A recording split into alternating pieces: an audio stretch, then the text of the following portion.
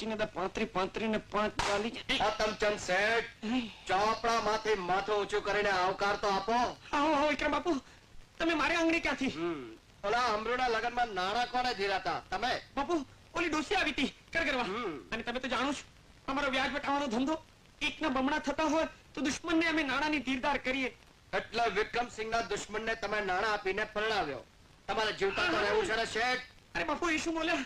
તમારી મીઠી નજર છે એટલે તો રોટલો રળી ખાઈએ છીએ. તો રોટલો રળવાની રીત તમારી પાસેથી શીખતા જાઓ. બાપુ તમે કસમ કરશો તો જાઓ અમરુની ડેલીએ ચોપડા લઈને અને કરો નાણાંની ઉઘરાણી. અમરુ અને ગોરલના પરણાની પહેલી રાતની રંગત બગાડી નાખો. ગોરલ, આ ઢાળેલો ઢોળિયો વરસ દાડેથી તારા રૂપની રાહ જોઈ રહ્યો છે. આવો એના ઓરતા પૂરા કરો. અરે હું તો હરખની મારી તમારી માફી માંગવાની ભૂલી જ ગઈ. માફી? શેની માફી?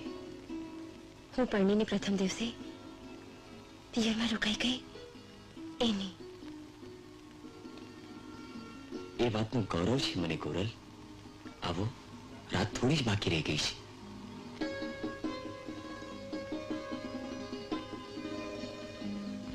જમનામાં, એ જમનામાં. ઉત્તમચંદ શેઠ, અત્યારે અડધી રાતે શેઠ? આવું પડે જમનામાં, આવું પડે. ઉઘરાણી તો અડધી રાતે જ કરાય. હું તો નહોતો આવવાનો, પણ આ ચોપડો ઉતાવળો છો. હું તમને હાથ જોડીને વિનવું છું ઉત્તમચંદ શેઠ, એક આજની રાત જાળવી જાઓ. હજુ તો મારા દીકરાની વહુએ આવીને ઓરડાનો દીવો જ અંજવાળશો છે શેઠ. તમારો સૂરજ ઉગવા દો શેઠ, હું તમારો બધો કરજો ચૂકવી દઈશ હો શેઠ. એ જમનામાં તમારા આંગણામાં ખજાનો દાટ્યો છે કે હું? તો હાલો હું ખોદવા આવું. એ અમરુબા, મારો તો આવો. વહુરાણીના રૂપ પછી જોજો, મારો હિસાબ બતાવો પહેલા. આ ઊભો છે શું? આવો. માં, શું વાત છે માં? શેઠ શેની ઉઘરાણી કરવા આવ્યા છે? પાંચ ચોપડો એટલે ખબર પડશે શાની ઉઘરાણી આવ્યા છીએ. મારી તું તો કઈ બોલ. દીકરા, આપણા કુળની આબરૂ ખાતર તારી વહુના ઘરેણા માથે મેં તારા લગ્નના નાણાં વ્યાજે લીધા હતા બેટા. અને ત્યાં વાત મને કરી સુધા ને? જમનાભાઈ, દીકરાને વાત કરો. લાવો ઘરેણા લાવો, મારે મોડું થાય છે. શેઠ, તમારો કરજો તો આજે નહીં તો કાલે હું ચૂકવી દઈશ. પણ એક વાત યાદ રહી જશે કે તમે ઉઘરાણી માટે અડધી રાતે મારી ડેલી ખખડાવી હતી. આબરૂની એવી ખેવના હોય ને તો ઘરમાં નહીં ઘરવાળીના ઘરેણા લઈ આવો. શેઠ, એટલે કરજો ચૂકવી દઈએ. ગોરલ, માં, આ ખોરડાની આબરૂનું તો મેં ઓઢનું ઓળ્યું છે. પણ ગોરલ, આ ઘરેણા તો તારા પિયર ના છે. તારો કર્યાવર વેચીને જો હું મારો કરજો ચૂકવું તો મને ગોરલ પિયરની આંગણીથી પગલું ઉપાડ્યું તે ઘડીથી જ ગોરલ તમારી. ધણી, આ ઘરના સુખ દુઃખ તો આપણા સહિયારા. હવે આ કોની હારું રાખ્યું છે? વાહ, આનું નામ તે વહુવાળ. લ્યો ઠીક. અમરુબા, કોક દી કામ પડે તો આવું, મૂંઝાવ નહીં. હા, જય શ્રી કૃષ્ણ જમનામાં. ગોરલ, વિધાતાએ આપણા ભાગ્યમાં હજી વધારે વિજોગના લેખ લખ્યા લાગે છે. વિજોગ? મારું કઈ વાંક ગણો. હવે તમારું વિજોગ મારાથી નહીં સેવાય ધણી. તારી પ્રતિજ્ઞા ખાતર મેં વિજોગ વેઠ્યો હતો. હવે મારી પ્રતિજ્ઞા ખાતર તારે વિજોગ વેઠવો પડશે. પ્રતિજ્ઞા? શાની પ્રતિજ્ઞા? જ્યાં સુધી તારા પણને માથે તારા પિયરના ઘરેણા હતા એના કરતા પણ વધારે ઘરેણા હું તને ન પહેરાવું ત્યાં સુધી આ ઢોલિયા પર બેસી તારો ઘૂંઘટ ઉઘાડું તો દોહાઈ છે મને જોક માયા નહીં. ધણી,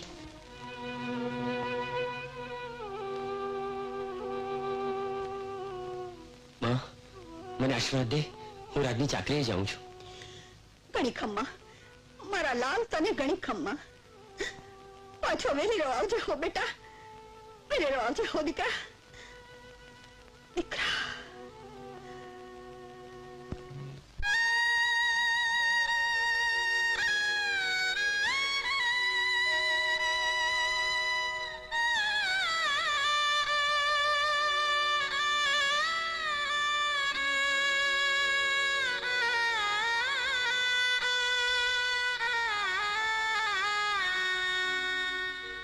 ढोला जी तमें क्या हालिया रे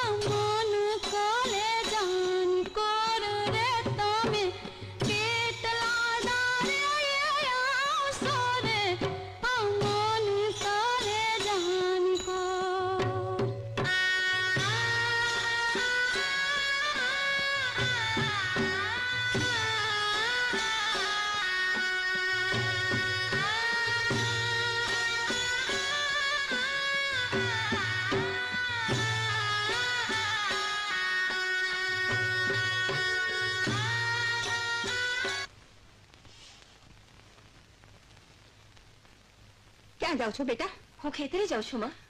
પણ સાંજે વેલેરા ઘરે આવજો હો દીકરા. મારી ઉપાધિ ન કરતા માં. પણ તમને એકલા મૂકતા મારો જીવ નથી હાલતો. તમે આમ એકલા ખેતરે જાઓ. માં, મને તો રામ ના રખવાડા અને તેમ છતાંય કોઈ અડું ઉતરે તો મારા હાથમાં આ હથિયાર છે. હું જાઉં છું માં. જાઓ બેટા. અરે રે, શું વખત આવ્યો છે. માવતરમાં ઘરની ડેલીની બહાર પગ ન મુકરારી આજે સાસરિયામાં આવતા વેત જ આખા ઘરનો ઢેડો ઢેડે છે. હે ભગવાન, રક્ષા કરજે.